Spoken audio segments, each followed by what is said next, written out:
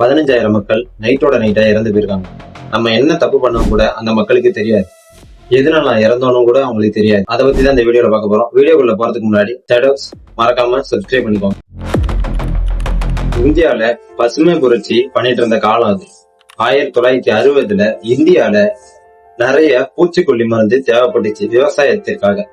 அப்போ அமெரிக்கால வந்த நிறுவனம் தான் யூனியன் கார்பைட். நாங்க உங்களுக்கு ஒரு பூச்சிக்கொல்லி மருந்தை இன்ட்ரடியூஸ் பண்றோம் அப்படின்னு சொல்லி சிபின் அப்படின்ற பூச்சிக்கொல்லி மருந்தை இன்ட்ரடியூஸ் பண்ணுச்சு. அந்த பூச்சிக்கொல்லி மருந்துல ரகசிய ரசாயனத்தை கலந்துருச்சு. மீத்தேல் ஐசோசோனைட் அப்படின்ற ரசாயனம் அதுல கலந்துருச்சு. அந்த ரசாயனத்தை மக்கள் சுவாசிச்சாலே அவ்வளவு ஆபத்து. ஆனா அதையும் இது மீறி அந்த நிறுவனம் வெளியிட்டுச்சு. அமெரிக்கால இருந்து வந்த கம்பெனி அதோட லாப நோக்கத்தை மட்டுமே பார்த்துச்சே தவிர மக்களோட உயிர்களை பற்றி கவலையே இல்ல. அந்த கம்பெனி அதனாலேயே நிறைய பாதுகாப்பு விஷயங்களை தவிர்த்துச்சு. சரியான சேஃப்டி எக்யூப்மெண்ட்ஸ் இல்ல, எதுவுமே இல்லாம அந்த கம்பெனியை ரன் பண்ணிச்சு.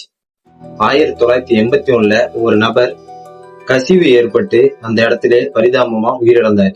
1982 பல தொழிலாளர்கள் காயமடைஞ்சாங்க.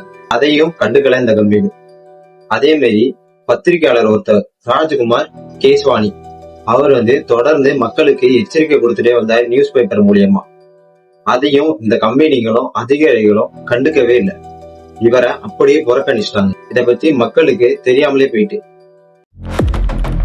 விபத்து எப்படி ஏற்பட்டுச்சு? தொழிலாளர்லாம் தன்னோட வேலைய செஞ்சிட்டு இருக்கும் போது சில தொழிலாளர்கள் அதுக்கு உண்டான அந்த ரசாயனத்துக்கு உண்டான பைப்புகளை சுத்தம் பண்ணிட்டு இருக்கும் போது 42 டன் மீத்தேல் ஐசோசோனைட் அந்த திரவத்துக்குள்ள தண்ணீர் புகுந்து அது எவல்யூஷன் ஆகி வெடிச்சு சிதறிச்சு. மனிதர்கள் சுவாசிக்கக்கூடிய காற்றோட கலந்து அது விஷ காற்றா மாறி மக்களை நோக்கியும் கிராமங்களை நோக்கியும் படையெடுத்துச்சு.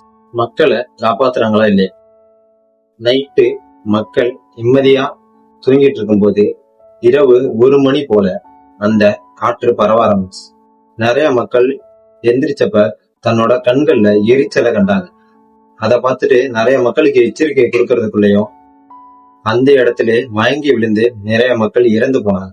சில மக்கள் தங்களுடைய குழந்தைகளை தூக்கிக்கிட்டு ஆஸ்பத்திரியை நோக்கி ஓடினாங்க.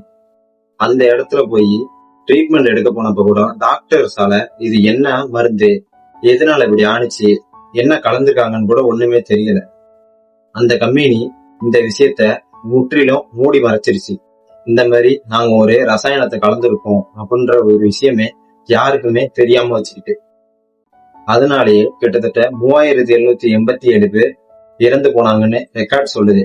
ஆனா சில பேர் அங்க உள்ள மக்கள் என்ன சொல்றாங்கன்னா 15,000க்கும் மேற்பட்ட மக்கள் இறந்து போயிருக்காங்க. கிட்டத்தட்ட 5 லட்சத்துக்கும் மேல உள்ள மக்கள் பாதிப்புக்கு உண்டாகி இருக்காங்க. அவங்கள நிறைய பேருக்கு இன்ன வரைக்கும் கண்கள்ல எரிச்சலும், சில பேருக்கு கண்ணு தெரியாமலே கூட போயிருக்கு. சில பேருக்கு இதய கோளாறு, நிறைய மூச்சு குழாய் திணறல் நிறைய ஏற்பட்டிருக்கு அப்படின்னு சொல்றாங்க. கோர சம்பவத்திற்கு காரணமா இருந்த கம்பெனி ஓனரை கைது செஞ்சாங்களா இல்லையா? அவரு அமெரிக்கால இருந்து இந்தியாவுக்கு வந்தார். அப்ப அவரை கைது செஞ்ச போலீஸ் சில மணி நேரங்கள்ல ஜாமீன்ல விட்டுட்டு அரசு விமானத்திலே ஏற்றி அமெரிக்காவுக்கு அனுப்பி வச்சிட்டாங்க. அவரு அமெரிக்காவுக்கு தப்பிச்சு ஓடிட்டாரு. அதுக்கப்புறம் திரும்பி இந்தியாவுக்கு வரவே இல்லை. நீதிமன்றத்துக்கும் அவர் வரவே இல்லை. 2014 தான் அவரு அமெரிக்கால இறந்து போயிட்டாருன்னு செய்தி வெளியே வருது. மக்களுக்கு எந்த நிவாரணமும் கொடுக்கல. அரசும் தகுந்த தண்டனைய குற்றவாளிக்கு தரல அப்படின்னு குற்றச்சாட்டு இன்னும் இருக்கு. இப்ப உள்ள நிலைமை அங்க என்ன? 40 வருஷம் கழிச்சு கூட இன்னும் அந்த இடத்த சரியா சுத்தம் பண்ணவே இல்லை. மக்கள்லாம் நிறைய பாதிப்புக்கு உண்டாகியிருக்காங்க. நிறைய குழந்தைகள் பிறவிலே ஊனமா பிறக்கிறது.